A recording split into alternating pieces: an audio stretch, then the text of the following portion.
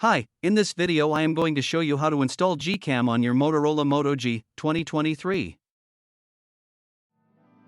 Step 1. Visit our website by clicking on the first link in the description.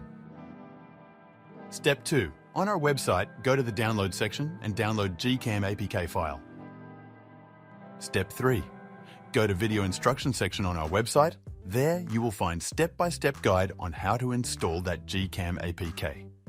That's it. Don't forget to visit our website for complete instructions and APK file. Lastly, here's some GCam versus stock camera app comparison.